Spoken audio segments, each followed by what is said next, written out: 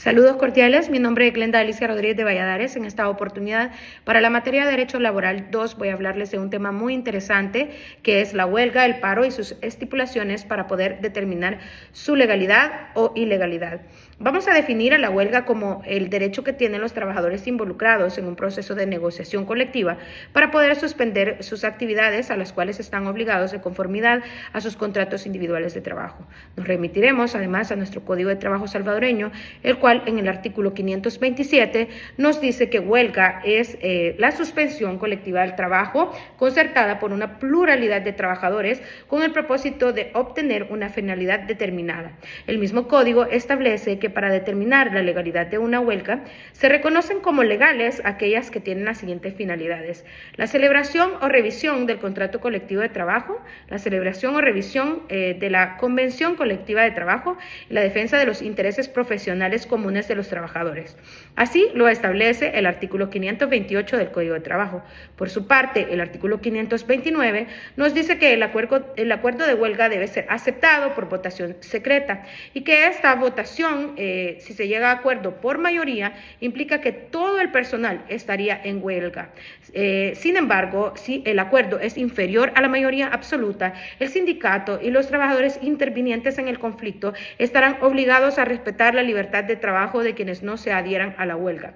Todas las disposiciones adicionales a la huelga las encontraremos en el mismo Código de Trabajo, en los artículos del 530 al 538.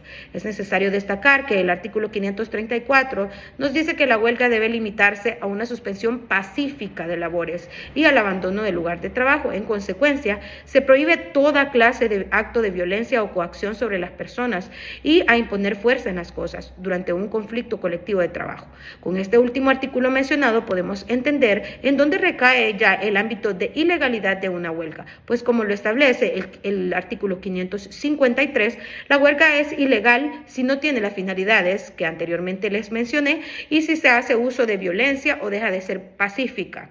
Cuando no se haya dispuesto además en el código todo lo referente a las etapas de trato directo y de conciliación, la huelga se vuelve ilegal.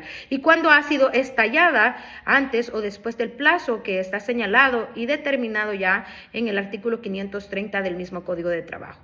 Cuando no hubiese sido declarado por mayoría absoluta de los trabajadores y en la inspección solicitada por parte de la interesada resultare que los trabajadores huelguistas no respetan la libertad de trabajo de quienes no se hubiesen adherido a la huelga, también la huelga se vuelve ilegal. Y por último, cuando de la inspección resulta que los trabajadores de la huelga no constituyen por lo menos el 51% del personal de la empresa o establecimiento afectados y cuando es un servicio esencial.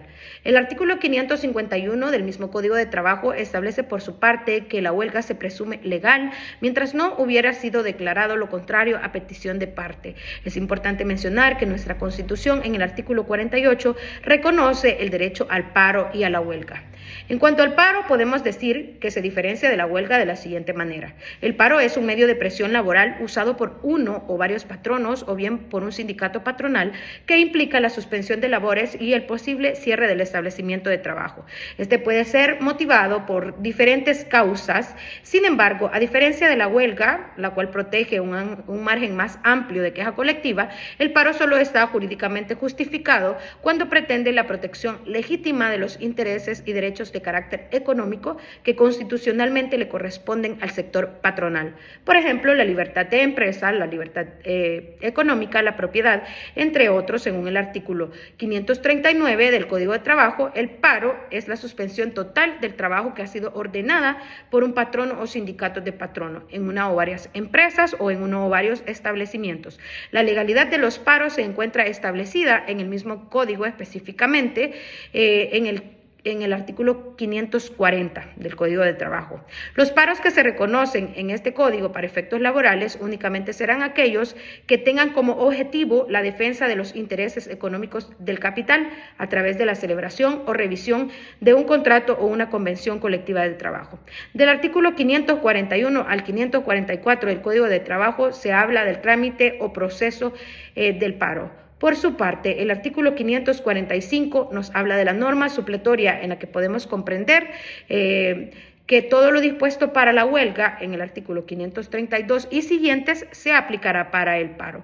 Por último, el artículo 560 del Código de Trabajo nos dice que el paro será ilegal en las siguientes situaciones: cuando tenga objetivos distintos de los señalados en el artículo 540, cuando no haya cumplido con lo dispuesto por el Código de Trabajo respecto a las etapas de trato directo y de conciliación, cuando haya sido ejecutado antes o después del plazo señalado, cuando no se limite a la suspensión pacífica del trabajo, cuando la inspección resulte que el paro no afecta a la totalidad de trabajadores sin prejuicio de lo establecido en el artículo 533, y después de declarada la ilegalidad del paro, el artículo 561 nos dice que se reanudarán las labores en un plazo que no podrá exceder los 5 días. Esto brevemente en cuanto a lo que la legislación nos dice del paro y la huelga. Gracias.